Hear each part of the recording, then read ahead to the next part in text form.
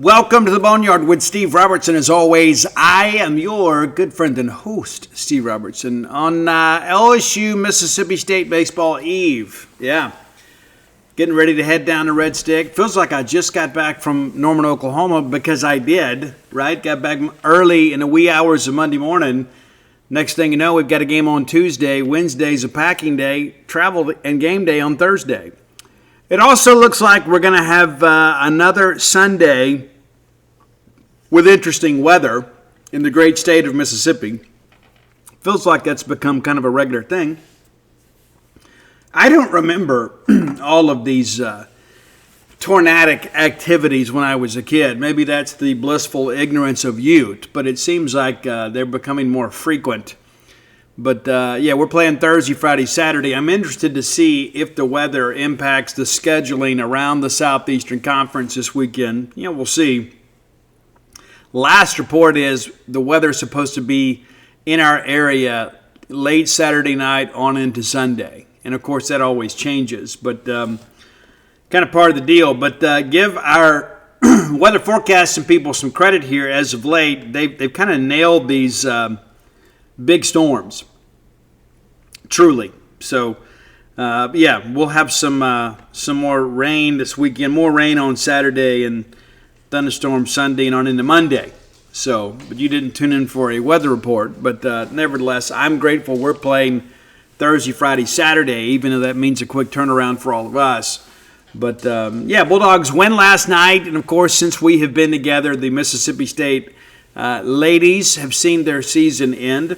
And to put it honestly, I think they hit their ceiling this year. Was it a great year? No. Was it a good year? Yes. Could it have been a little bit better? Always. Right? Always. But we weren't going to beat USC. And I think what has happened in recent days on social media involving some of our players is absolutely despicable. And to be honest with you, I hold ESPN, USC, and Holly Rowe responsible for some of that. Had every opportunity to come out and take the high road. And I understand people are frustrated. I mean, hey, if we had lost Victoria Vivians in our Final Four run, we'd be incensed. It's true. But I'd like to think that we would treat someone with more dignity and respect than Chandler Praetler's been treated. It's just absolutely nuts, man, what we've seen. Sam Purcell trying to do a little, right out of the gate, kind of doing a little bit of damage control. And maybe that's the wrong term, but some preventative maintenance maybe. They say, hey, it's just, it's part of it. And I know that people can get off kilter a little bit. But, man, it was just ladies playing hard for their teams. It wasn't a situation where anybody was out there being malicious.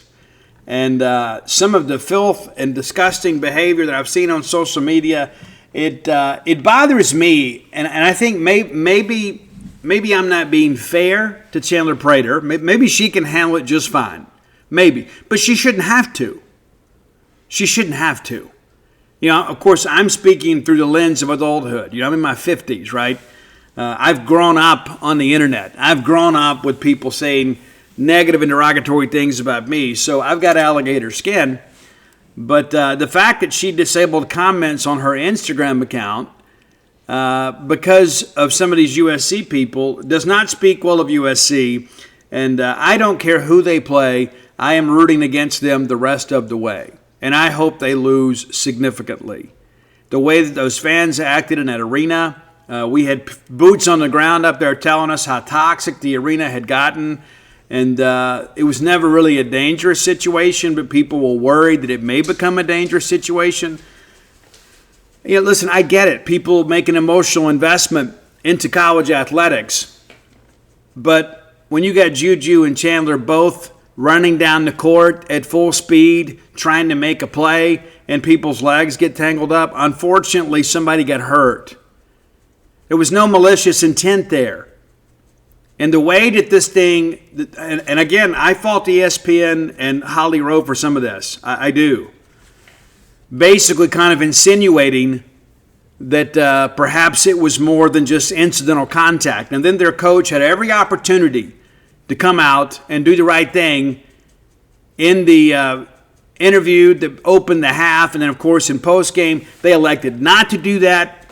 I think the adults have failed the student-athletes here, and I think it's absolutely ridiculous. And rather than go out there and lash back at them, which is the absolute wrong thing to do, we need to be supporting our player and our program and letting her know that she is loved and appreciated for her contributions to Mississippi State. And the fact that she is having to deal with all this stuff, I think, is absolutely despicable. Despicable. And so we'll break that game down just a little bit, and we'll kind of talk about the season in totality. And, of course, as we reported the day that Johnny Harris was fired at Auburn, Sam Purcell was not a candidate for the Auburn job. Obviously, he's an obvious name the media is going to mention because of his ties to Auburn. But Sam Purcell did not even interview for the job at Auburn. Didn't even interview. So our reporting from day one was correct. If you remember Gene's page, you didn't have to sweat that thing out. We were on it immediately. Jacob Bain, the very first day, says, "No, I'm not expected to Sam to be a candidate. Things can always change. We're not expecting him to be a candidate." He wasn't a candidate. Did not interview. Sam Purcell is your Mississippi State women's basketball coach and worthy of your respect and your loyalty and your support. And I think this is probably a situation now that we've navigated through a coaching change at Auburn, that Sam is probably going to be your women's basketball coach for the foreseeable future. I think you got to think, you're probably 2 to 3 more years, right? I mean, you would think, maybe longer. So I think you need to kind of buckle in now and say, okay, this is it. We're in this thing together, and we'll move forward. Let's thank our friends at Bulldog Burger Company, longtime sponsors of the show. I love Bulldog Burger Company. I actually cheated on Bulldog Burger Company today because I ate Harvey's for lunch. But it's in that same Eat With Us group family that I love so much. Every time that when people come to town, hey, where do you want to eat? I pick one of their restaurants. And a lot of times it's Bulldog Burger Company. A lot of times people are coming for a nice lunch. And that's the thing about Bulldog Burger Company is when you go there for lunch, you're kind of getting dinner too. You know what I mean? Because the portions are so substantial, you end up taking some things home with you. At least I do. I can't eat the way I used to. I can't. And but nevertheless, when I want to have some friends come in from out of town and I want to show them some of the best of Starkville, I take them to one of the Eat With Us restaurants. And a lot of times people just on their way in, they say, hey, man, I want to get lunch today. You want to meet a Bulldog? Yeah, let's meet a Bulldog Burger. Yeah, for sure. Love Bulldog Burger Company. Go by there today. Have your favorites. If you haven't established a favorite, let me offer a few suggestions. Maybe the Bryant, the Lauren. The pimentology, I like the pico on the side. I don't mess around with onions. I don't. And I've said it before. I think people that put onions in potato salad are going to have to answer for that when when we cross over to the next dimension. I think uncooked onions in potato salad should be a sin. As a matter of fact, I think it is. It's probably in Leviticus. If it's not, it should be. Yeah. But nevertheless, I love the pimentology, add bacon. I love the spring rolls. They make me better looking. That's why I've been able to maintain this youthful appearance and exuberance lo these many years. Maybe it'll work for you too. We'll see. 3 great locations to serve you: University Drive in Start Vegas, Gloucester Street there in Tupelo, Lake Harbor Drive in the Ridge and Flowood area. So if you're in town or on the way to town, be sure and stop at Bulldog Burger Company and put that smile on your face and get that chocolate shake to go. You'll be glad you did. All right, let's spend a little time talking about last night's baseball game. We're going to talk a little bit about LSU, too, later in the show. And it's so interesting. Last week we had 4 sports to cover, right? Spring practice starts your football, NCAA tournament for the men, the women, and, of course, baseball. In addition to that, we got some softball stuff. And I'm hopeful women's and men's basketball ending that we'll be able to allocate a little more coverage over there for softball. Looks like they're having a pretty good year, right? I think you all see it.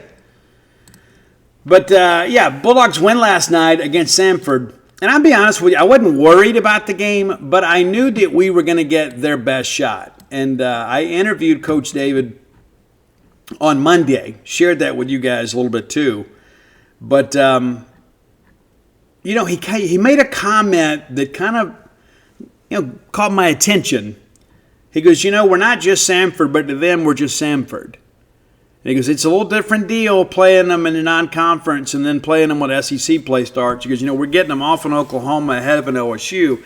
And while he didn't say it, I inferred that what he's saying is it's kind of a trap game for them, right? And hey, they threw Brooks Rice, alum of Madison Central and Northwest Community College. A kid that grew up in Mississippi that understands what a big deal it is to throw at Dudy Noble Field. So he was going to give you his best effort. I mean, it's not a weekend guy, but he is a guy that has pitched on weekends before, and they'd like to make him a bullpen guy on the weekends now. But nevertheless, I know they wanted to come in here and ambush us a little bit, and it took us a little while to get going, but we did. And it never really felt like we were going to be in trouble in this ball game. But we start Noah Sullivan, and he only goes 2 innings. We ask about that in postgame, and Lamona said, we just got off the weekend. It's a quick turnaround, and so they could tell pretty early on that maybe he wasn't quite as good as he has been. He gave up a couple of really loud outs, and you're like, hey, let's just go ahead and pull the plug on this thing 2 innings in. But, interesting, too. Joe Powell is a guy, and I'm gonna be honest with you guys. So far this year, I think Joe has just not been what we need him to be, okay? Well, now that Ross is hurt, and we do expect him back, we don't think it's long-term, well, now we need Joe to be what we need him to be, right? And that sounds a little bit verbose, but you understand, we need Joe Powell to step up, for sure. I thought he did last night. And, he had the one big hit against Oklahoma over the weekend, but he had some really big at-bats where he came up in key situations and didn't come through. Now, there was a time last year for about 10 days you couldn't throw to him. And so my hope is maybe we can find that a little bit, right? But early on, former Diamond Dog, Jeff Rientz, love Jeff, love his family, great people, product of Mississippi, and he's doing a great job. He's the leading hitter at Samford, and he opens up kind of with a Jag Mangum type approach, just kind of knock it where they ain't. Singles up the middle, and then, he gets the steal there, and they call him safe, and it ends up being a challenge. And to be honest with you, I didn't think there was enough evidence to overturn it. If it's Knight, I think we get him. I really thought Joe got him, and he was close. Jeff is a prolific base stealer. He is, and I believe that made him 11 for 11 on the year. And that's Samford just trying to kind of open it up here early. We get the guy on, our number one guy, our leading hitter gets on and then takes second. So now we got 2, 3, and 4 to hit with a runner in scoring position. Well, the challenge is not our way, right? Let's just say it that way, if we can get it out. But so Jeff is awarded second base. He stole it, okay? I'm not taking anything away from him. But it was a very competitive throw, just a little bit to the right side of the bag. So we had to make a quick tag, and we did. And he was credited with the stolen base. But I think it's one of those things too. You look at, you say, hey, maybe if you get him there, maybe they think twice about running the next time. They didn't, and we made him pay for it. We did. But they get the guy in scoring position, and then. We get the fly out and then a strikeout. We do walk the number 4-hole hitter, and then we get McDonald to fly out. So they don't really gain anything from it. We don't go 1, 2, 3, but they face a minimum there in the first. We get the leadoff walk and then ground into a double play. Top of second, not much going on for them. And then we kind of break loose there in the bottom of the second. That was big. Right? That was big. You need to get a little bit of a lead there. Hines goes down swinging, kind of a lengthy at bat. And then Downs singles to left. Stevens then singles to left center. Downs takes third, and then we get the sac fly from Gatt. Did a good job elevating it there. Run tags in from third, and then Cup grounds out. So it's 1-0. And then a lengthy inning here in the third. We bring Kevin Manell in place of Sullivan. And it's a leadoff walk, lengthy at bat for Ince. And again, much like Jag Mangum up there, it's so difficult to finish him. Lengthy at bat, we end up walking him, and tries still second. And you know what? Joe gets him. They challenge the call, and they lose the challenge. One goes our way, right, for a change. Harrison singles out the middle, and then we try to pick him off and throw it into the bullpen. You know, that's the thing with these sidearm pitchers sometimes. It's kind of wonky going to first base. This was not – Hines had no chance on this. It gets into the bullpen, runner comes around the third, and then we hit the next guy, and then it's like, come on, Kevin. Well, Parker felt the same way. He goes out, talks to him. There is a ground ball. We nearly turned two there, but it wasn't hit hard enough. But the run scores, and then they line out to left. So it's a 1-1 ball game. And again, the social media traffic was premature. Again, I think there's $1 million idea here. We have got to develop an app that prevents emotional fans from posting on social media during games. We have to, especially in the second inning. Maybe it's like there's a setting that your wife can set on your phone that you can't text, tweet, or post on Facebook about a game until the 7th.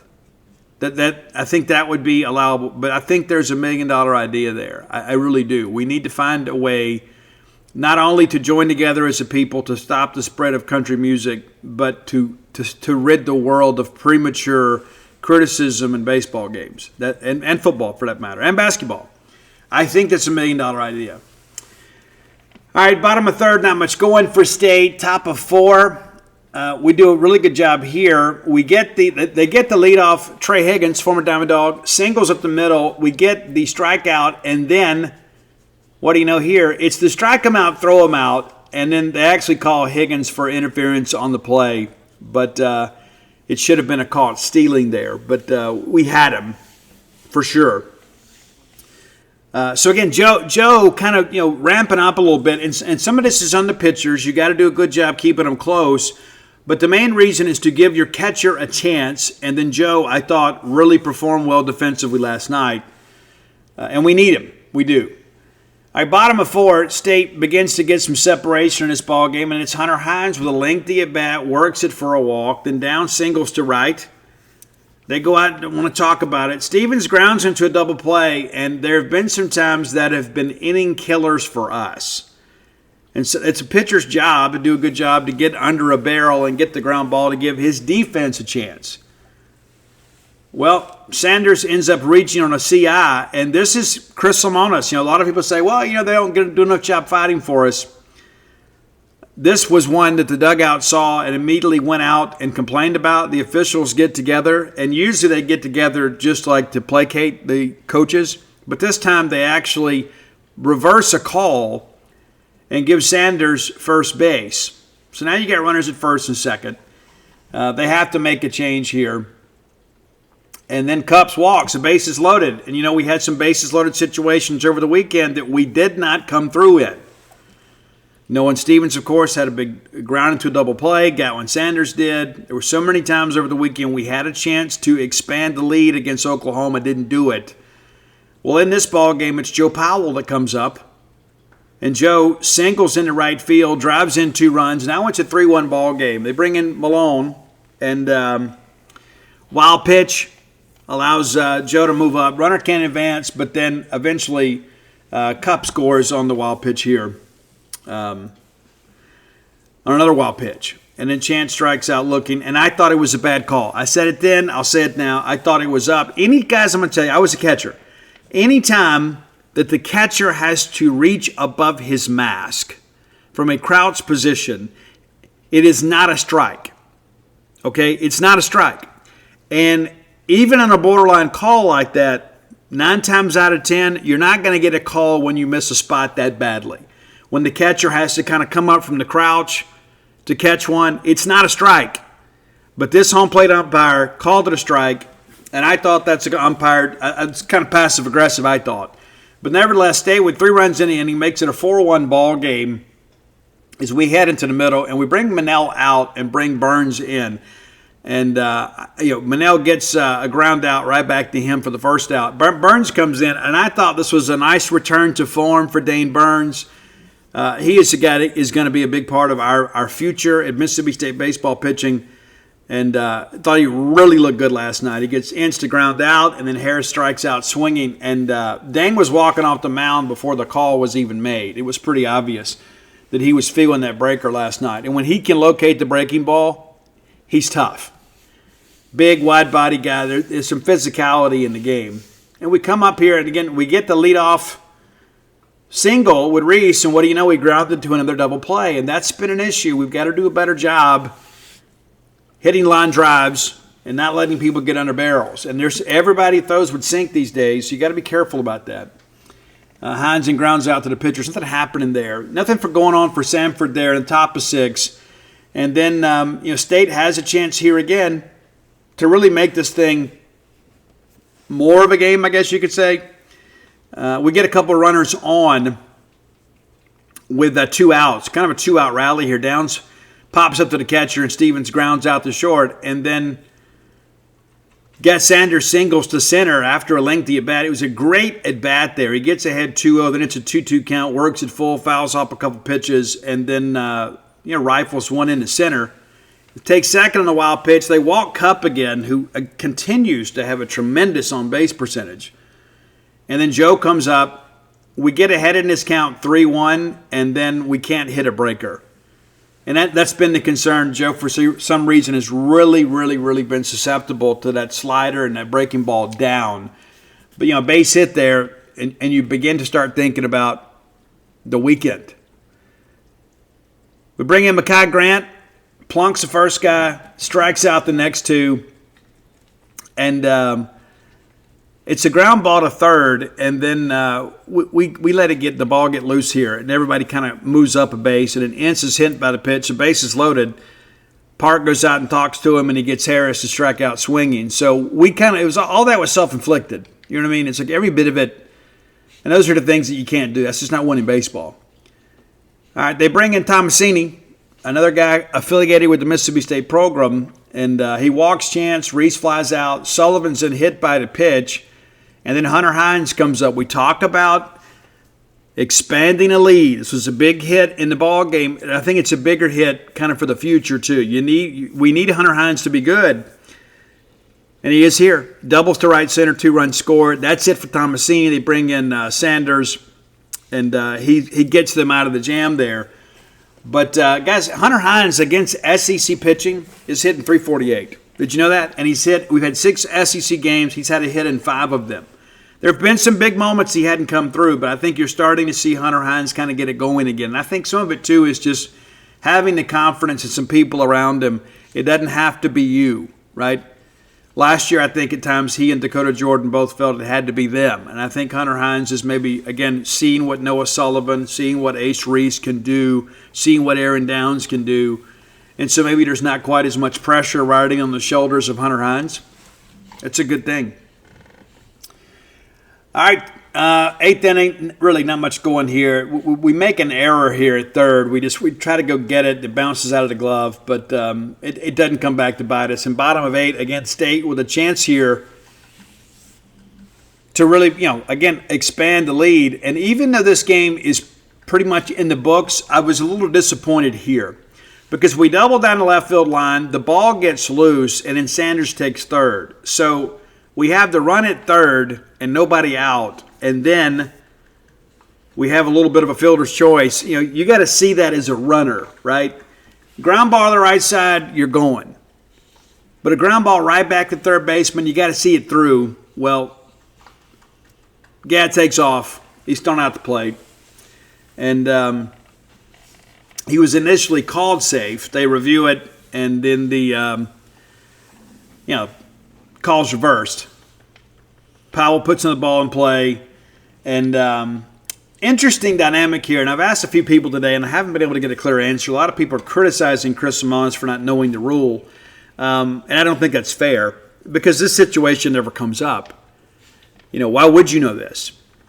But the first baseman basically goes and leans into the net, which creates more room to catch a foul ball. And one of our fans actually helped the guy from falling, and then the two of them kind of got into it.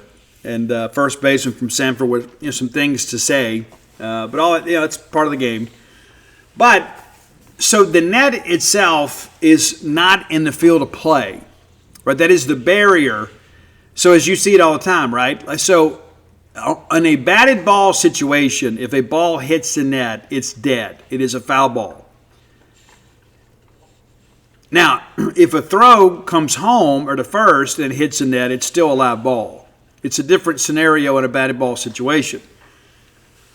My understanding of the rule is that you cannot touch the net to create space to catch a ball. Like, it has to be as the ball flies, right?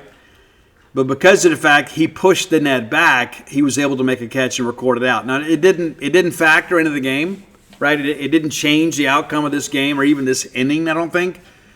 But the interesting part of this is I think they missed this.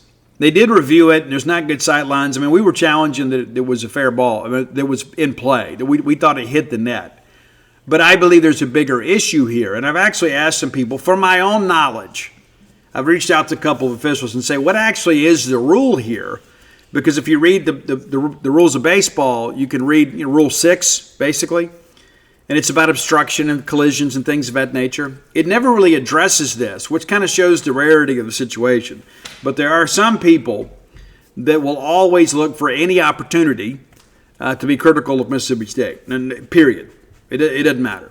But I asked Chris last night because I was curious myself because of the uniqueness of the situation. And again, I've reached out to some officials today. I've heard back from one. And he goes, let me get back to you. I don't know if I've ever seen that. And two others haven't responded yet. So maybe we'll get an answer. I'll put it on genespage.com. But again, the net itself is out of play. And so basically by pushing the net, you are increasing the playing surface. Like you can't go into the stands and catch a ball, right? It's out of play. Well, the same rule kind of applies here, right? You can't go into a dugout and catch a foul ball. You can go to the first step, top step, but you can't go into the dugout. You can't go behind the fence. Make sense? Because if it's legal to do that, then two guys could run over there, one guy could push the netting back, and then you can catch it. Right? And if that's true, what if you got one of these old school parks and you just run out there and grab the foul pole and move it on one direction or another, right? I mean, you can't. I think if there's not a rule, there should be, that you cannot manipulate the field of play to make a play. And maybe I'm wrong. Maybe one of you, maybe there's an official listening to this game, listening to this show that can tell me. But I think that's something, again, it did not factor into the game. I'm not in any way suggesting that. But I'm just curious, for my own knowledge, what is actually the rule there? Because I don't think that is permissible. Just me. All right, top of 9, not really anything going on. Nate Williams comes out and gets a 1-2-3, and he strikes out the side. And that's your ball game. And it was kind of a get-right bullpen day. Well, we had some guys that threw on Tuesday. That doesn't mean they're going to not throw this weekend. They didn't throw much, right?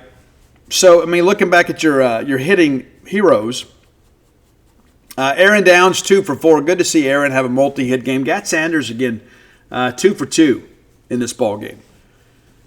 And that's with the benefit of having he and Sawyer Reeves. And Sawyer Reeves got a little bit banged up at Oklahoma. It's not major. But it's good that we have a very capable replacement. They platooned a lot. That's the good thing about having depth. And it's really about 9 players, right? You think Downs and Stallman platoon a little bit. You work Garrick Fry in on occasion. And then it's like Sawyer or Gatt. And then you've got Joe and Ross. So you've got maybe 12, 13 guys that you can consistently play with in a weekend. Noah Sullivan extends his scoreless pitching streak to 8 innings now. He's still now 0-0 with an 0.00 ERA. Walked 1, struck out 1. Kevin Monell credited with the win. Allowed a run on 2 hits, 2 1/3 innings, 2 Ks, a walk. And again, I talked about how Dane Burns was absolutely filthy, faced 5 hitters, retires all 5 of them, and gets 3 strikeouts in addition to that. Mekhi Grant, a little bit of drama with him, the hit batter.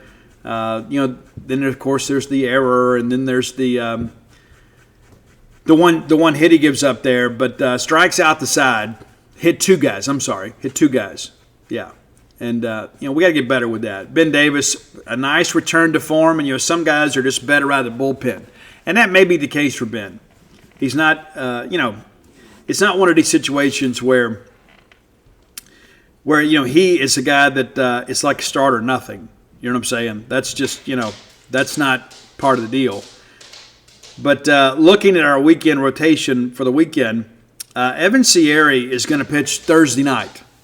And so we're going to save Pico for Game 2 and keep him on Fridays. And that was the thinking I had last night. I asked Chris Simonis about it. Kind of what's your philosophy about that? I think when Pico's rolling, you need to keep him right where he is. And so Carson will move up a day earlier and pitch on Saturday. So we'll throw, kind of like we did in 2023, we went down there. We threw Cieri against Skeens and threw Cade Smith on Saturday. And then we kind of won the Church League softball game on Sunday. And so I think this is good management, not just for the weekend, but I think for the rest of the season. When I think about next week, I think keeping Pico on Friday, keeping him in his normal routine is the way to go. And he is emerging as one of the top pitchers in the Southeastern Conference. So I absolutely agree with that. And again, I think State has actually hit pretty well at times and competed well against Friday night guys, even last week. We knocked Spencer out of the game against Texas and should have won the game. I think we all agree. We should have won that game. And then last week, you knocked Kyson Witherspoon out and you win the game, right? So I think our game planning against their weekend guys will be sound, and I like the fact that our number 1 is going to go against their number 2. I like that. We got to get at least one, but we really need to win this series. And I think that's mainly, again, I say this to people all the time, it's not the coaching staff or the players or even the errors that hurt. It's the losing that hurts. The losing. People get tired of losing. Simple as that. That's what it boils down to. It's like, hey, I can deal with some of this if we're winning. I can't deal with this and lose. And so when you're losing, you just want the pain to stop, right? And so a lot of times people react a little bit negatively. So a couple more quick things I wanted to get to before we move on here. And I do want to go over some scores from the league in the midweek. But looking at like what we're doing, I've seen some people out here that have had a lot of things to say, and the data doesn't necessarily support that. So I just want to get this out there. And I shared with you guys, I think on Monday, Sawyer Reeves would be my regular second baseman. And I would throw play Gat when maybe when I needed to. I think Sawyer is just more dynamic as an offensive player. Against SEC pitching in 5 games, he's hitting .583. Now he's only got about half the at-bats as some of the guys do. But .583 with 7 hits. And he's also got a little home run power. He's only struck out twice in SEC play. All right, Noah Sullivan's hitting .455. Leads the team with 10 hits in SEC play. Gad Sanders, we just talked about him, hitting .364. And he's got about the same number. So it's kind of like you can't go wrong, right, with either Gad or with Sawyer, other than the fact that I think Sawyer is just the more talented offensive player. Gad's may be a little bit better defensively at second. But Sawyer's got that shortstop arm. And then there's Hunter Hines, 4th on the team, hitting .348 in SEC play.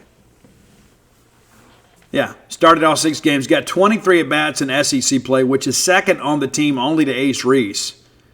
And Ace is hitting .231. He just had some big flies, right? Got 11 RBIs. Leads team in that respect against SEC pitching. But Hunter, 8 hits in 23 at-bats, 1 double, 1 home run. So, again, maybe there's some signs there that he's kind of coming out of it. Let's take a quick look at the SEC baseball scoreboard from last night. Just some interesting things I wanted to talk about. Because, again, what happens is like when a team leaves our radar. We don't really think about them a lot. That's just kind of part of the deal. But Tuesday, March 25th, my mom's birthday, turned 76. Glad I still have her. Georgia takes care of West Georgia, 13-6. And then there's Queens, our friend from Queens. They go to Queens now 4-19. Queens loses to Tennessee 14-3. Mercy rule wasn't in effect, but they go the full 9 there. But Tennessee scores 2 in the 8th to make it 14-3, and then Queens took their at bat in the 9th. Florida State beats Florida 8-4, and Florida got them earlier in the year, and it's one of these things too. I begin to kind of wonder about Florida, and Kevin O'Sullivan's a guy that is one of these guys that I think really knows how to manage, but they have been absolutely decimated with injuries. And so they're 18-9 overall, but 0-6 in the conference. And again, this was a team people expected to go to Omaha, and they still may. They did last year, and the last team into the tournament and made it. Xavier, the Musketeers, go into Lexington and beat Kentucky 9-3. Kentucky now 15-8, 2-4 in the league. Probably the game of the night. One of the wildest games I think you'll see. We didn't get a chance to watch it because we were covering a game. But our friends at Missouri State, the Bears, score 5 runs in the 9th inning against the Arkansas bullpen to force an extra inning, and the Bears get it done 14-13 in 10 against the number 2 team in the country. How about that? Did you see that coming? Matter of fact, Missouri State jumped out to a 4-0 lead in this game, and then Arkansas kind of struck back. But again, the bullpen collapses. Of course, Mississippi State takes care of Samford. Oklahoma takes care of Oral Roberts over in Tulsa, 11-2. Texas A&M gets a win and gets back to 500.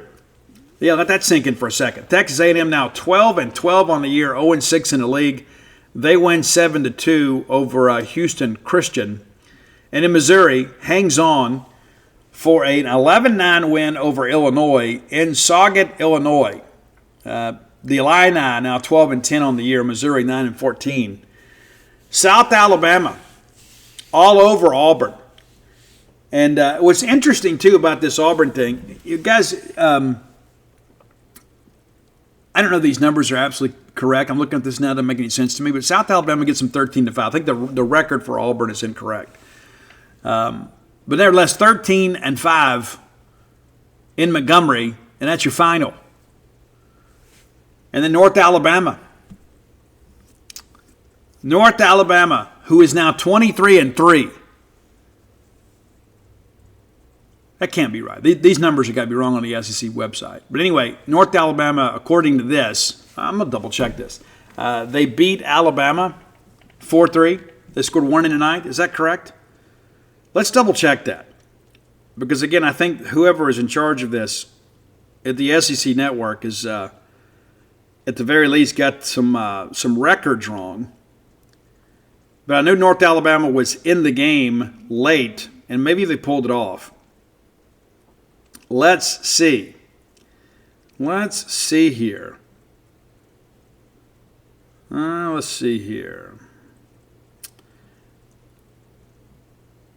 Alabama walked it off. Okay, there we go. I just for some reason I knew that wasn't right. And so Alabama walks it off with a run in the 9th to beat North Alabama. Again, it's wrong. So let's double check that Auburn score too, because I remember I told you his record just didn't look right. And we want to be correct on this show, right? Let's see here. Yes, Auburn actually beat South Alabama, so it's wrong on the SECSports.com website. Vanderbilt takes care of Eastern Kentucky. The Colonels fall to 4-21 on the year. Vandy 20-5, 4-2 in the league. South Carolina and North Carolina I got to double check this thing too, because I don't know how to. It's like I don't know if I can trust any of this now, because I remember South Carolina trailing in this game, and we'll see. Let's just double check here. It's so interesting to me. Like there's somebody somewhere that that's just their job, right? At the SEC network, and it's like nobody's paying attention.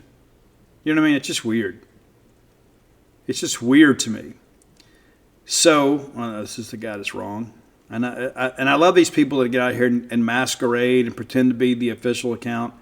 Yeah, so North Carolina beats South Carolina 13-8. The website has it the other way around. So, yeah. So solid win for the Diamond Heels, who were ranked 21. But Texas did take care of Sam Houston. I'm pretty confident that's correct. Ole Miss took care of Memphis 7-5, and of course LSU took care of Louisiana Lafayette 17-4. So there we go. All right, let's get into today's top 10 list. No, I can tell you what. Before we do that, we got to do our player of the game. Brought to you by ClosesWithBlair.com. Blair Chandler is my friend, your friend, our collective friend in the mortgage industry. Blair knows what he's doing. Get his 24 years of experience and expertise working for you. Whether you're looking for your first home, your next home, or your retirement home, Blair is the name to know. 601-500-2344. Again, 601-500-2344. And, there's just so much to know about the mortgage industry. And rather than you try to become an online expert, just give the business to Blair. Let him be your advocate with underwriting. Let him take care of all the heavy lifting with underwriting. Again, Bulldog through and through. Has a place here in town. A guy that rides a wave of emotions just like you do. When we lose, I hear from him either personally or in a group text. When we win, I hear from him either personally or in a group text. He's not one of these absentee fans like, oh, we won the game today. No, he's watching it. He's keeping up with it. And even if he's at his own kids' games, he's got it kind of situated, right, on his phone, still following along there. Being a good dad, but also being a good Bulldog. So reward him for his loyalty by giving your mortgage lending business to Blair Chandler. Get that pre-qualification letter, kids. I can't tell you enough how important that is. But the Blair Chandler, the Close with Blair player of the game, and we got a couple of options here, right? I think we could all agree. There's a couple ways we could go with this thing. But it's been a while that we've done this. Let's go with Hunter Hines, right? Because it was a 4-1 ball game. Hunter steps up, gets the big base knock to drive in 2 runs to kind of remove all doubt about this ball game. And the fact that Hunter's really kind of got it going since we've got an SEC player. I remember he kind of picked it up late in non-conference. People are like, wow, we're about to see SEC pitching. And I commented, they're about to see him too. And so far, good start to the SEC slate for Hunter Hines, so we'll go with him. And again, hitting 348 in SEC play. That's good to see. All right, time for today's Top 10 list is always brought to you now by Kalido Guitars. I have a guitar stand on the way from Kalido, and I'm eager to get it. We'll get it all assembled, and we'll get the guitar, we'll get the old Ibanez leaned up against it, and we'll feel good about that. I mean, right now it's over there leaning up against an amp. Maybe it'll help me play better, right? Kind of like when you got those Air Jordans and you thought they'd make you jump better. I'm kind of holding on to that. But I'm so proud to partner with Kalido Guitars, and I am confident that they have seen an uptick in traffic on their website. And so even if you're not ready to shop or if you're not ready to buy, go check out KalidoGuitars.com. That's CALIDO Guitars.com. Kalido Guitars is a Mississippi State-owned and operated company based out of Lake Jackson, Texas. They sell electric, acoustic, and classical guitars and all the fixings, man. You can get gig bags, you can get your straps, you can get strings, basically anything you need. And guys, anything that you need and any brand you need, they can pretty much take care of it. Of course, there's some guitars that they have relationships with. They can get you taken care of kind of right away. They've got what you're looking for, whether you're a beginner or a professional. So, again, Kalido Guitars, or call 979-297-4733. If you don't want to shop online, I would encourage you to shop online first. to kind of get an idea what you're looking for. But hey, if you just need some Ernie Ball Super Slinkies or something like that, it's probably something you can just handle over the phone. It's up to you. But the reality of it is you're not just finding a great instrument at a great price and at a discount. You're helping Mississippi State. By listening to this show, and you can use the promo code online or use it when you call, promo code BSR. We just wanted to keep it simple. So you get a 10% discount off your purchase. And when you're buying a guitar, that could be significant. You get free shipping in addition to that. And if you live outside the state of Texas, you don't even have to pay sales tax. In addition to that, as if it couldn't be any better, it is. 5% of your purchase is donated to the Bulldog Initiative / Bulldog Excellence Fund. So we're keeping money and business in the family. What a great, great deal for you and for everybody, right? And so if you've got guitar players in your life, let's support a Mississippi State-owned business, and in doing so, support Mississippi State. All right, so I'm headed down to Baton Rouge tomorrow, and I got thinking, we've done top rock bands from Louisiana. We've done that. Of course, Lily Nax, Zebra, Dash Rip Rock, for those of you that like all those that alt bands. But nevertheless, I remembered, and I listened to this song occasionally. There was a song that I remembered. Now, there was a band actually out of Pearl River, Louisiana.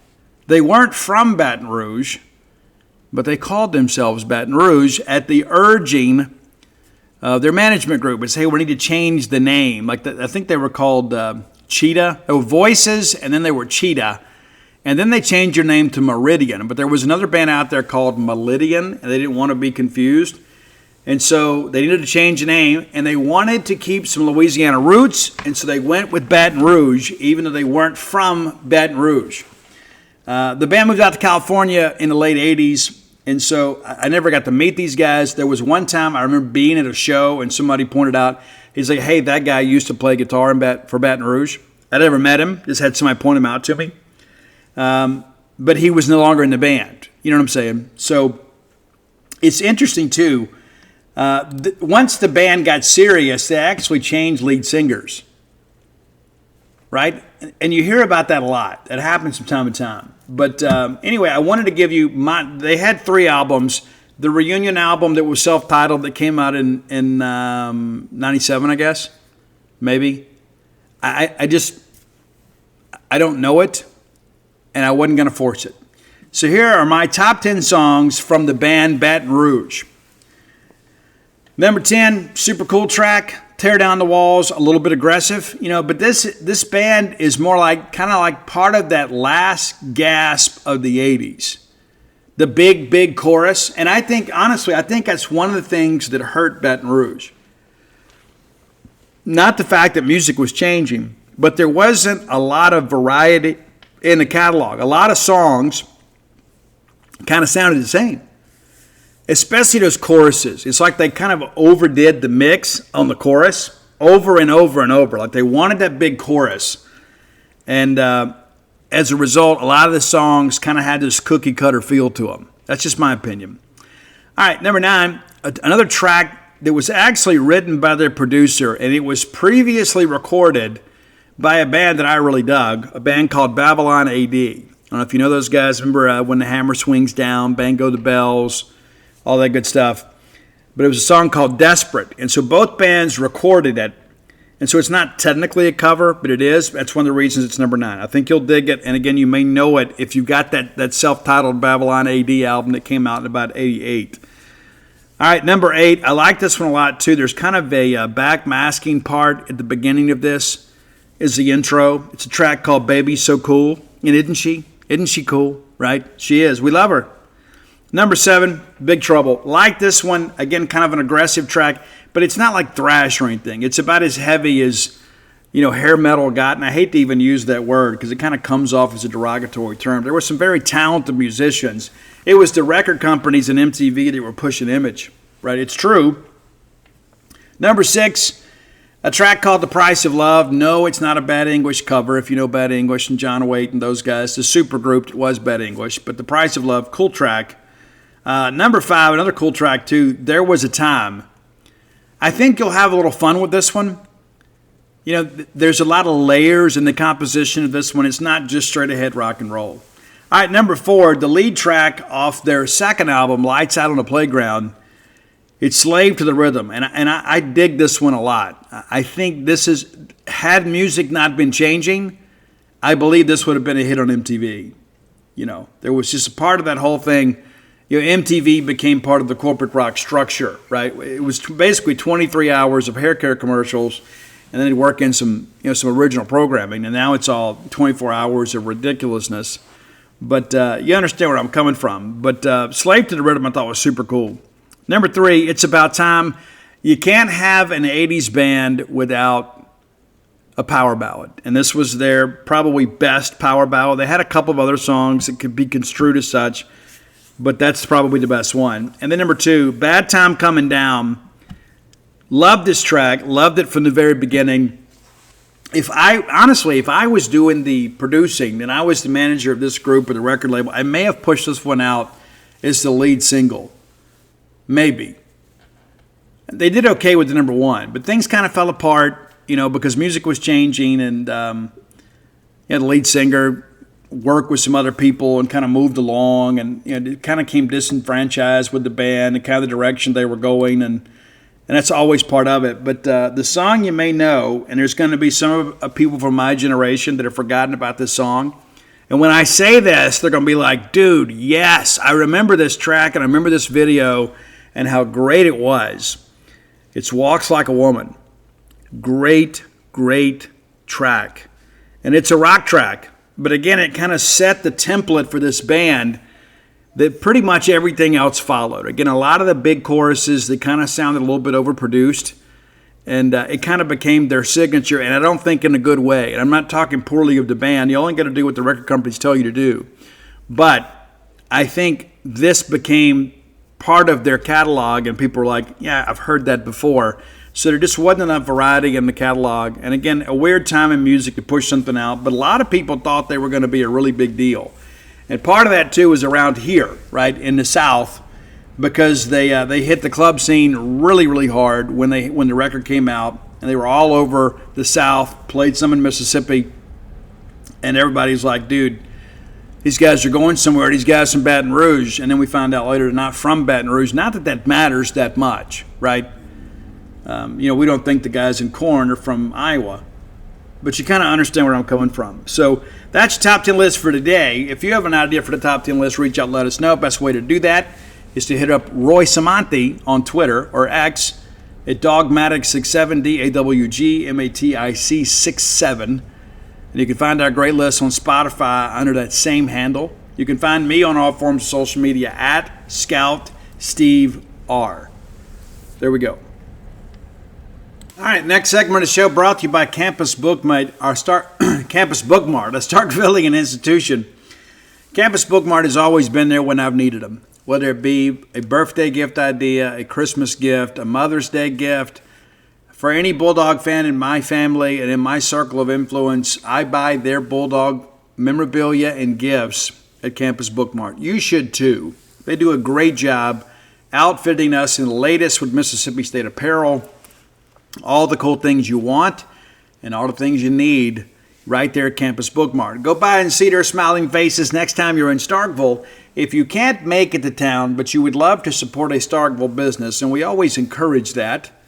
Yeah, it's true. Keep Starkville great by supporting Starkville's businesses. Visit them on the World Wide Web at campusbookmart.net. And by being a loyal Boneyard listener, we'll give you a phrase that pays, and that is BSR, which gets you free shipping on all orders over $75. Any order less than $75, incomplete. And reminder, those diploma frames, a great and timeless gift for the Mississippi State graduate in your life. Be the favored uncle or aunt or grandparent by making that selection. What a great, great selection of diploma frames you can find at Campus Bookmart. Let's talk a little women's basketball. Beginning of the year, I think we thought, hey, if we made the tournament, it's a good year. And we hoped to finish in the top half of the league. We did not. But we felt like the ceiling for this team was probably, the round of 32. That kind of proves to be the case. And, we were absolutely outclassed by USC. We were. But we finished the year 22-12 and 7-9 in the conference. And, again, a couple of games we felt like we let get away. But I want to go back and just talk briefly about this USC game. And, again, I've already kind of mentioned some of this. The social media commentary is just deplorable. And I hoped it will never be a part of that. Of course, the Bulldogs win over the weekend against Cal, 59-46. And really, really good effort from the ladies. And, again, I think that probably allowed us to ascend about where we thought we'd be. I don't think anybody expected this to be a Sweet 16 team. I think in order for that to happen, we had to get off the 8-9 line and avoid a 1 in the second round. We weren't able to do that. But the USC team, they played exceptionally well. They beat us 96-59, and I'll be honest with you, I thought it was very low class to still be bombing three-pointers up 40 points in the fourth period. And I think some of that relates to the Juju injury thing. I think they used that as a rallying cry, true or untrue, to, spawn them, and they did. And Jerk, 17 points. Man, how big has she been for this team? 6 of 24 from the floor, and their length and athleticism really bothered us. We had to force some shots just to try to get something going offensively. It didn't always work out for us, as you guys are well aware. Their length really bothered us out on the perimeter. We only attempted 11 three-point shots and made just 3. Very difficult ball game. And the better team won. We got out there and competed on the glass, I thought, pretty well for a while. And then it kind of got out of hand. But they only get us by 8 boards in that ball game. And it's clear to me that they were the better team. I think everybody sees that kind of for what it is. But, Bulldogs shoot just 31% for the game, 27% from beyond the arc, 89% for the line. We just didn't get to the line enough. And then for them, they just kind of poured it on. 5 players scoring double figures, Kiki with 36. But Juju, listen, we wish her the best. Juju Watkins is a great player. And she's done for the year. And it probably really throws a wrench into USC's title chase. But they're a great team. And we wish her a full recovery. Anybody that loses maybe the face of their program is going to be bitter and salty. That does not give you license to go out there and attack another student athlete that didn't do anything wrong.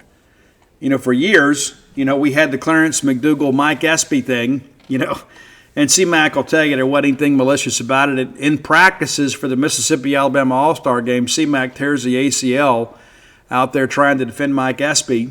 And Mike didn't do anything wrong, but it kind of tainted Mississippi State people's opinions of him just because one was headed to State, one's headed to Ole Miss, right? Again, I'm no fan of Mike Espy, but Mike didn't do anything wrong. And for years, a lot of people, were negative about Mike Espy because of that. And I don't think it's fair.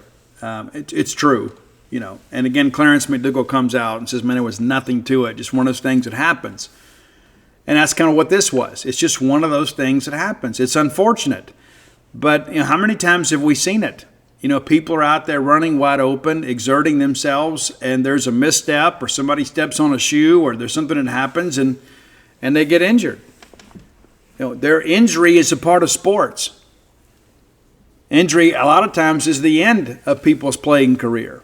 True or untrue, right? Your favorite uncle will tell you, well, I could have gone to the big leagues if I hadn't hurt my shoulder, But, the best team won. But I don't look back at this team. While I feel like maybe the men underachieved a little because of the fact that I thought you're down the stretch, losing 4 of 5 negatively impacted our seeding and put us pretty much in a no-win situation as far as the second round game, and then we don't even get out of the first. We needed to be off that 8-9 line, especially on the men's side of things. But I thought the ladies, again, I think they hit their ceiling this year. I think with the amount of talent that they had on this roster, this is about the best that we could hope. And now we'll see what happens, kind of moving forward, with the portal.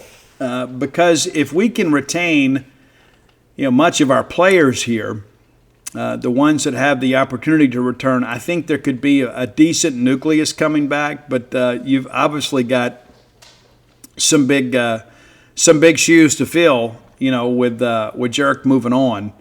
Anaya Russell, of course, had some good moments for us at times too, and Destiny McFall, a redshirt junior. We'll see what happens with her. We'd love to have her back, and Denham DeShields. And again, Chandler Prater, transfers in here, gives the best she can, and now she'll be remembered out west because of this incident that's really not of her making.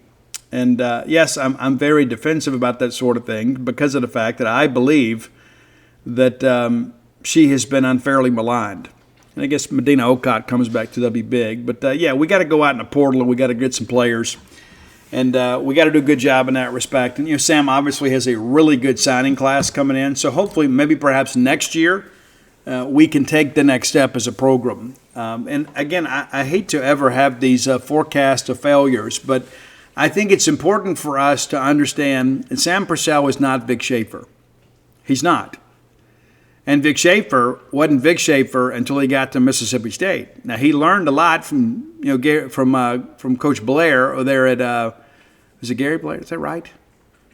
Anyway, he learned a lot when he was at Texas A&M. But his first foray as a head coach was not successful. But there were so many people when Scott Strickland was looking to hire a coach. People were like, "Hey, Vic Schaefer, Vic Schaefer, Vic Schaefer. He's kind of the defensive mastermind at Texas A&M." When they won an AFL championship. And so sometimes it takes a little seasoning for us to find our footing. And Sam's having to learn a lot of this on the job. And again, Vic goes out, not successful, chooses to be a lead assistant with a great coach, and then ultimately kind of resets the direction of his own career. And we got some great memories. But to constantly compare Sam to Vic is, kind of like comparing every coach who came after Bear Bryant until Nick Saban came along, kind of unfairly against Bear Bryant. And, of course, Bear won a lot of NAFL championships. I'm not in any way trying to suggest Vic is on that level. But Vic took us to places we had never been before and never really dreamed of reaching before. We never thought in a million years that we'd play for back-to-back NAFL championships in women's basketball. It's true. And honestly, we should have won the second one against Notre Dame. South Carolina was a better team. Asia was just better. We had no matchup for her. But year two, yeah, we should have won that NAFL championship. We all feel that way. And it was devastating being in that locker room around those ladies after that game was over, especially Tierra McCowan. But some of our people, and I love all of you, even those of you that make my head hurt, you've got to get over it. You have got to move on. Vic has moved on. We have moved on. I know some other people have tried to go back and kind of revise the history of his departure and things of that nature. But let me just tell you this as honestly as I can. Vic left because Vic wanted to leave. Period. Nobody forced him to leave. Now, there's some other people out there have some theories about that, but they're not rooted in fact. And I owe a tremendous amount of gratitude, as do you, to Vic Schaefer for all the wonderful things that he did here. And many of our Bulldog fans are pulling for them again in this weekend, and they're playing over in Birmingham. I know we even have some Mississippi State fans who were closely aligned with Vic and Holly, and they'll go over there and support Vic. And I don't see anything wrong with that. But for the casual fan, for people that didn't have a direct relationship with Vic, I think it's important not to see him in a negative light, but to understand that era is over for us. And that's okay. We appreciate the memories that we made together, and now we look to make some with Sam Purcell. And again, Sam's done some pretty amazing things in the time that he's been here. And maybe you go back and you forget. And again, I don't know that Mississippi State's ever going to achieve that same level of success. I'm not expecting it, but I wasn't expecting it the first time, right? I'm sure you guys kind of see it the same way. But, guys, it was kind of a slow build for Vic here, too. And we kind of had to get his feet under himself, too. And, again, you go back to those years at Sam Houston State, 7 seasons there, guys, he went 80-110. Had one winning record. and 7 seasons as a head coach at Sam Houston State. Were you aware of that? I suspect most people weren't. And then looking at the conference record, he only had a winning conference record twice. The entire time. And he comes to Mississippi State, year one, we go 13-17. And then the next year, we get into the NIT, and we make it to the quarterfinals. And then in 2014 and 15, we make it to the second round. And then finally, in 15-16, we get to the Sweet 16. And that's when UConn absolutely destroyed us by 66 points. We came back the next year, and we competed for a national championship. The following year, we win the regular season SEC title and play for another national championship. The following year, we win the SEC again, and we get beat in the Elite Eight. You know, that was the lashes, right? But things were kind of starting to slip a little bit, you know, and there was some question, you know, about what was going to happen the next year. In 2020, people forget, we finished second in the SEC that year. And that was down a little bit. We went 27-6 that year, but we also didn't have a tournament and probably would have won. We probably would have got 30 wins again, and you probably would have had 4 consecutive years with 30-plus wins. I think that's fair. But the reality of it is it took Vic a little while to get there. It did. It took him 3 years to get to the NCAA tournament. And that's with having 7 years as a head coach of experience under his belt. And again, they're doing some great things at Texas. They truly are. But even there, year one, it's 21-10. But what do you know? He gets them to the Elite Eight. They've been to the Elite Eight 3 of 4 years. Vic's a hell of a coach. He is. But he's no longer our coach. That doesn't mean he can't be your friend, but he's not our coach. And our loyalty needs to be to Sam Purcell. And again, I am in no way saying you should have a negative opinion of Vic. I don't have a negative opinion of Vic. I know a lot of people are like, well, I just wish, that John Cohen would have done more to keep him. Both parties carry some blame in that situation, and that's fair. It's true. And again, familiarity breeds contempt. Right? I mean, that's the reality of life, too. The longer you stay somewhere, you eventually kind of run across some people you may rub the wrong way. I've got people like that, too. I got people that were my friends when I got here that we don't even speak anymore. It doesn't mean there's any beef. We just, kind of figured out maybe we're better off as acquaintances. That's kind of how life works. I don't think that I have any enemies. I've got some, I guess, that I've earned. I've got some other ones that they just kind of choose to be. But I will never consider Vic Schaefer an enemy. Right? So, nevertheless, that's where things stand. And again, Sam Purcell, right here at Mississippi State, not going to Auburn, and we'll kind of move forward with every aspect of that. But again, I believe this women's basketball team, I believe Sam got everything out of them he could in the end. I think we went as far as we should have been expected to go in the NCAA tournament. And again, probably some wins we left on the table. We lost that game at Missouri that we shouldn't have, but then we won that game at Vanderbilt maybe we shouldn't have. So that kind of works out. But there were some games out there that we, down the stretch, we just couldn't close. Simple as that. We just simply couldn't close it out. And so now we build and get ready for the future, and a future without Jerkayla Jordan. And again, we're so incredibly grateful to her for her contributions to Mississippi State. All right, final segment of the show brought to you by the Stark Vegas Clubhouse. Yeah, that's right, the best place to stay in the Golden Triangle if you're bringing a large group of people to town.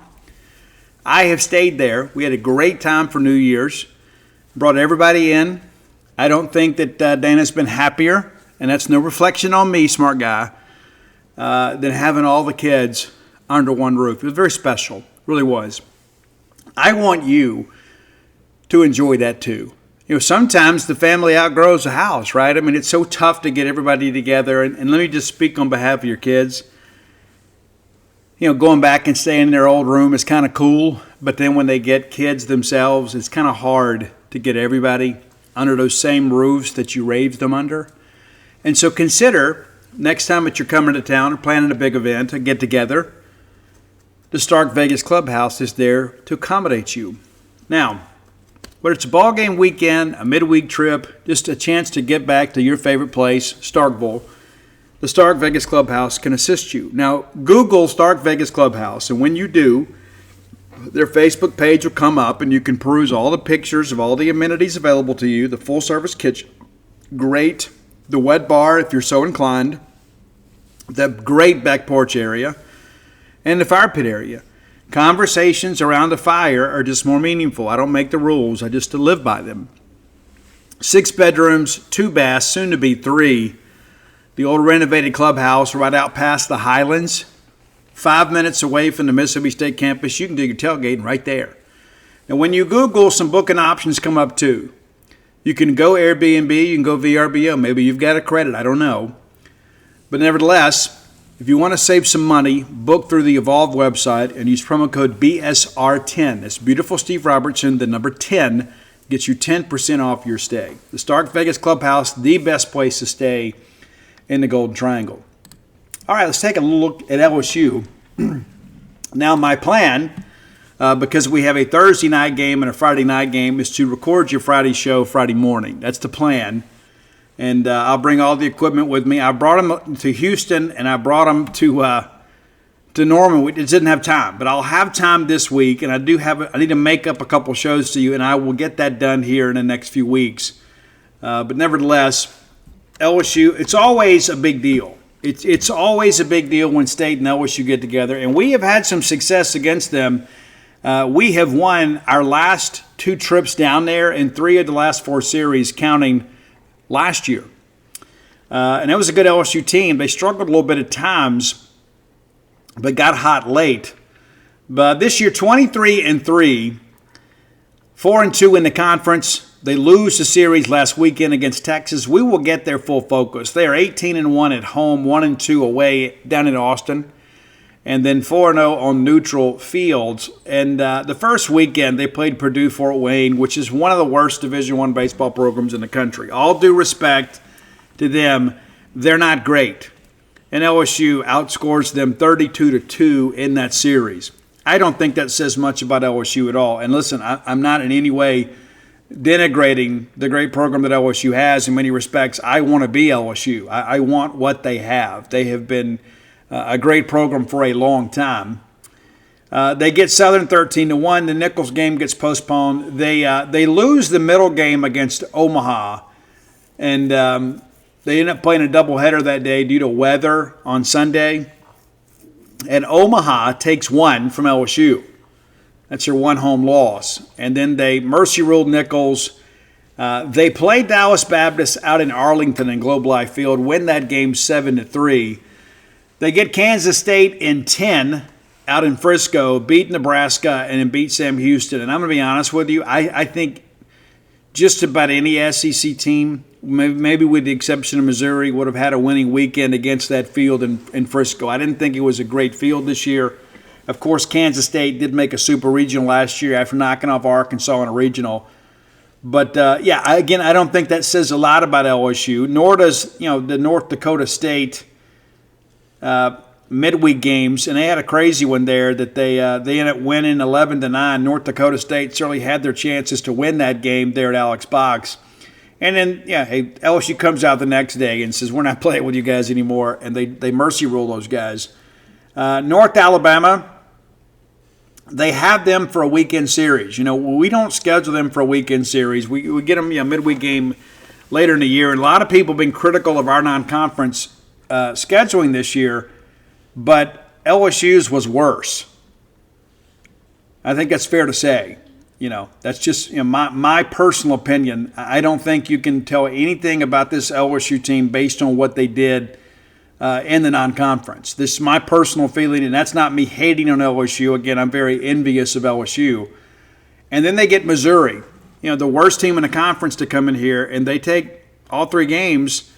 The middle game, pretty competitive. They won it 7-6. And then on Sunday, they win 10-5. So these games were real baseball games. A lot of runs scored, I guess, for LSU. But Missouri has no pitching to speak of. They mercy rule UNO. And then they go to Texas. And in my estimation, the first real challenge of the year. They go to Texas, and granted, Texas is really good. We've seen them up close, and we know how competitive those games were between us and Texas. And I talked about us getting to Spencer. And after kind of doing a deep dive and looking at him, I just didn't think that he was as impressive as kind of he was billed to be. And LSU gets to him too. You know, he goes 5 innings. They get 4 runs on 7 hits against me. He also walked 3. But I think that's a situation now that we're in SEC play. I think Spencer will kind of come back to reality.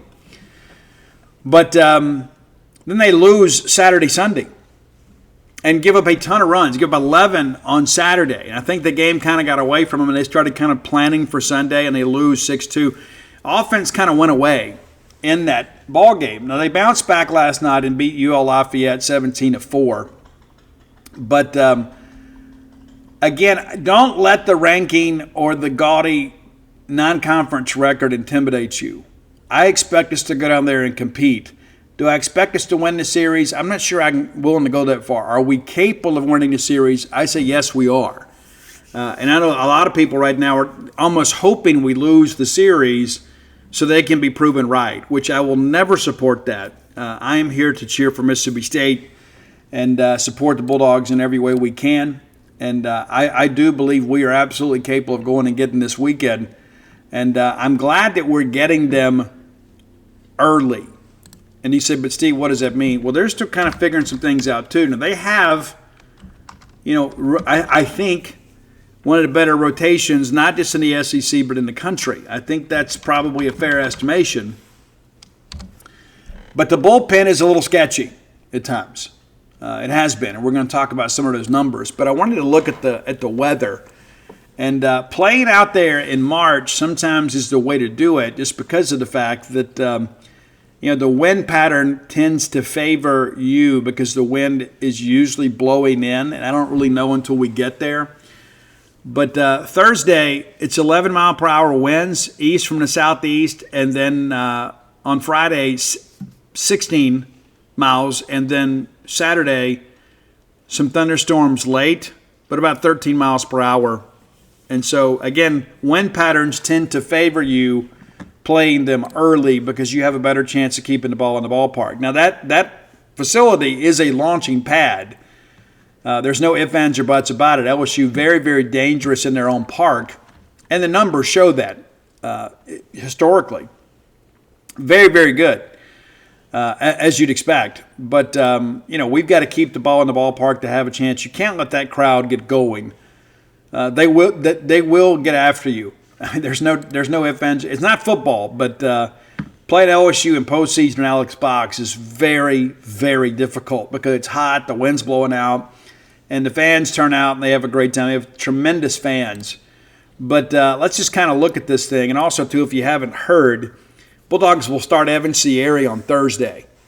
We'll keep Pico on Friday. I suspect that would be the case, which is one of the reasons I asked Chris Simonis that in postgame last night. Because, to be honest with you, that's what I do too. I would like to keep Pico on Friday, and we're doing that. And then Ligon will move up a day and go on Saturday.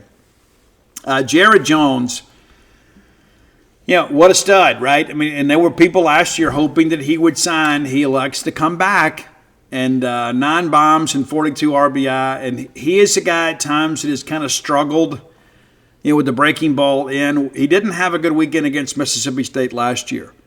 And he had that hole in his swing. You know that he's probably refined it a little bit since then. He knows how we're going to attack him. We're going to try to make him as uncomfortable as possible. But hitting 422 overall. I mean, so great start to the year for him. Derek Carrell is a newcomer for them, hitting 418. Also got a couple of tanks. Stephen Malam, it feels like he's been there forever. It's because he played as a freshman and played at a high level. He has 5 tanks as well and hitting 370. Daniel Dixon, a transfer from Utah Valley State. We were in the mix with him too. 6 dingers, 29 ribbies, and then hitting 358 overall. Chris Stanfield, former Auburn outfielder, transferred to LSU. No home runs yet, 11 RBI, but he is a guy it's an interesting case. But I think him going to LSU and being maybe a role player, better for him than maybe being the guy that people expected to kind of carry the load.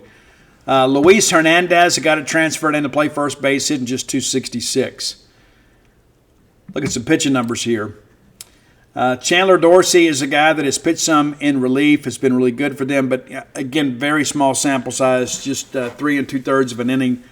Kason Evans, a guy that we know we're going to see this weekend, has been really good for them. 8 games played, also has 4 saves to his credit. We will see him this weekend. Zach Cowan, a guy that's had 9 appearances on the year, 21 and a third. You start working through these numbers, you kind of begin to realize, the starting pitching's good, and the bullpen has shown some flashes, but other times too, they've just kind of been okay. Cade Anderson, 5-0 record for him, 6 appearances, 6 starts. We'll see him, 34 innings pitched, and it's 25, so he's less than a hit per. 56 strikeouts against 8 walks. Yeah, legit. Jaden Newt is a younger guy that is kind of, as of late, pitched pretty good last week against Texas. They got some high hopes for him. I'm sure we'll see him as well. Anthony Ianson, a lot of people hoped that we would land him, and he's been okay. 6 starts on the year, 3-0 record with an ERA of 4.50, 32 innings pitched, 27 hits, 16 earned runs, 46 Ks against 8 walks. And so, really, really, really, really good job from Nate Yeske so far with these starters. And then there's Chase Shores, a guy they've been working some on Sunday, a guy that, coming off TJ, and we talked about that at the beginning of the year. Some people thought he would be a Friday night guy. That hadn't worked out, and maybe working him on Sunday's been good. But he isn't a guy that's worked deeper in the ball games. 6 starts on the year, 4-1 record, 4.88 ERA, and he has given up more than a hit per. 27 2/3 of an innings, allowed 33 hits, 15 runs. So, nearly a half run per inning. That's why the ERA is right there at 5. 30 strikeouts against 12 walks. And so when you start thinking about the composition of the matchups, we're kind of throwing off, right? So we're going to throw our number 1 against their number 2, and then maybe turn Sunday into kind of a typical Sunday game. And Carson gave up 5 runs last week, but I thought he played well. We need him to give a great performance, but we also need Pico to save us some bullpen stuff. And that's the thing too. It doesn't if we get beat on Friday, it doesn't matter how bad you get beat, right? You get beat on Friday, you want to start saving arms for Saturday, Sunday.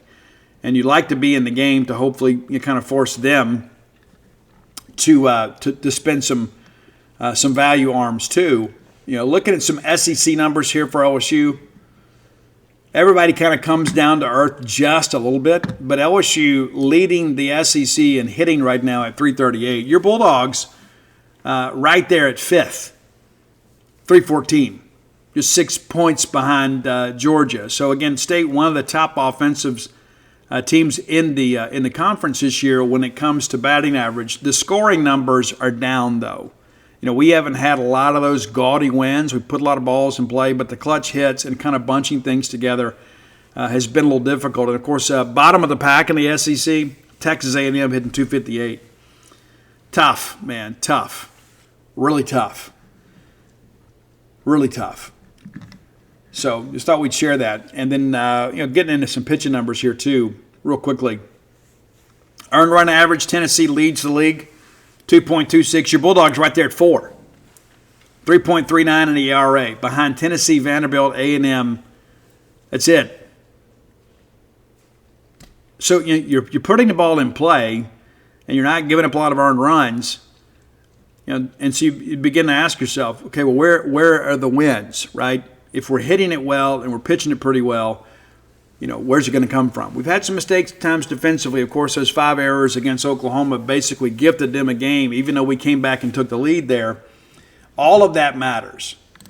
And so when people ask me, Steve, I just don't feel like there's any optimism about baseball. See, I think there is. And the reason that I say that is because I think the pieces are there. We just kind of got to get guys going.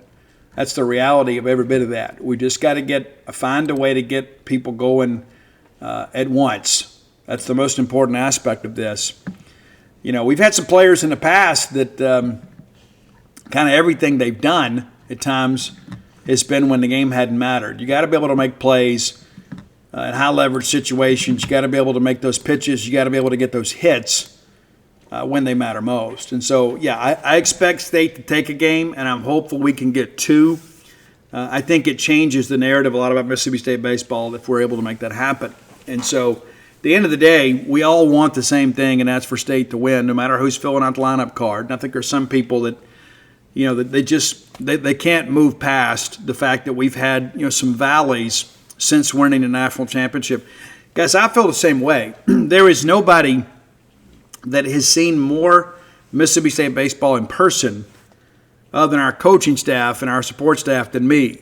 And I can tell you it is tough on those rides home when you have a bad weekend. And I share that because I know how disappointed you all are. I'm disappointed. It's a long ride home from Norman, Oklahoma, because I fully expect us to go over there and win that series. That's how I felt, especially when we won on Friday. I said, we're definitely going to win this series. And then we don't. And you know what it means, right? Because you know what's next. You got to go to Baton Rouge, a place where a lot of Diamond Dog dreams have gone to die. Even though that Lamonis has had some success with them, we don't have a lot of great memories at Alex Box Stadium, new or old, right? And so I think that's a big part of it too, is you lose that series and you've got another top 10 team 3 in a row to start the SEC slate, and then Texas really kind of validates itself by taking 2 of 3 from LSU. But I think this LSU team has some holes, as do we. And so it's going to boil down to playing clean and executing at a high level. Before we get out of here, I wanted to offer a few traveling tips for you, too, for those of you heading down, too. I don't like to eat seafood north of Highway 90 if I can help it. But when I'm down there around Interstate 10, I got to go take advantage of that. And we'll probably swing through and maybe eat at Pyran's, Louisiana Lanyap, somewhere like that. But before we go to, there's a couple things I wanted to share before we get out. As you go through life, right, I think it's one of those important things, and this is kind of what recovery has taught me, but it applies to everybody. Now, you kind of liken life to hiking up a mountain, things of that nature, because there's always going to be a problem. There's always going to be a challenge. You're never, ever going to fully arrive. It just doesn't happen that way. It is. It never happens that way. And so one of the most important things to do, whether it's physically, mentally, emotionally, and spiritually, we need to dispel waste as often as we can, right? And you want to lighten the pack as often as you can. Don't carry unnecessary baggage with you up the mountain. And so finding a way to let those things go, and I said that last show about, letting things go, let it go, and I'm not going to sing it like Frozen. But sometimes you just got to move on, right? And there are going to be people at times that share the path with you as you hike to the summit. And you're going to be grateful for their encouragement. And there are going to be times that you're grateful that they leave. And there are going to be some times, too, that they leave and it's not really our decision. Maybe they're not traveling as far as we are, taking the same path, and that's okay. Be grateful for everybody that shares the path, for no matter how long they share the path. And so I share that not to guru you, but to kind of explain there's a lot of rules in nature and in physical activity that also resonate with us when it comes to mental and emotional wellness. And one of the things that I think is so incredibly important is, to that own self be true, right? It's at the end of the day, it's my journey. It's your journey. And then part of that journey is me taking care of other people. And I'm going to do my best to help everybody up the mountain. But at the end of the day, I've got to cross that finish line. I've got to reach that summit myself. And if there are people that are holding me back from doing so, I've got to find a way to break free of them. Or I may not make it. I may freeze to death on the mountain, right? And I think that's kind of how life, you can kind of equate that to life. There's so many people that are so incredibly scared to make difficult decisions. And I had a friend, and I still consider him a friend, even though we hadn't talked in many years, a guy named Benny Bruce. And out of Slidell, Louisiana, he was a keyboard player in Tough for a while, and you guys may know him from his band, the Molly Ringwalds. But Benny is he's not just a pretty face and a guy that plays the keyboards really well. Benny told me something that it has stayed with me for years. And we used to talk regularly. And Benny said, Steve, the solution to many of life's problems are very simple. We just complicate things sometimes, with our feelings and emotions. We know what to do, but sometimes we're scared because we don't want to get out of our comfort zone. And I have found that to be true. And we were just young kids then, in our 20s.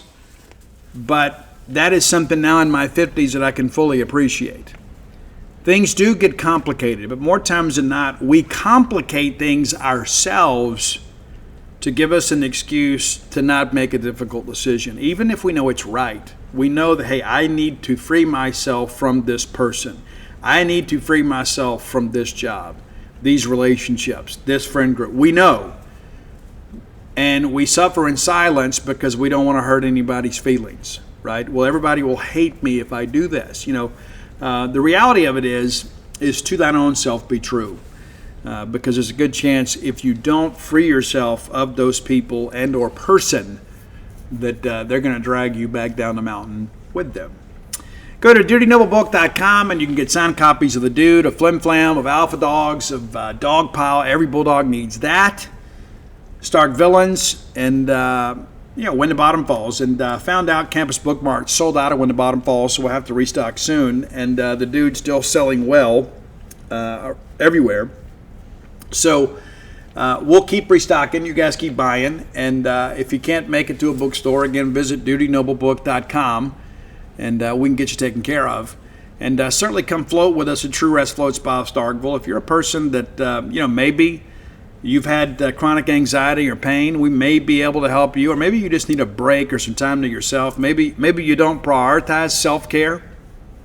Maybe it seems a little new age for you. But give it a try.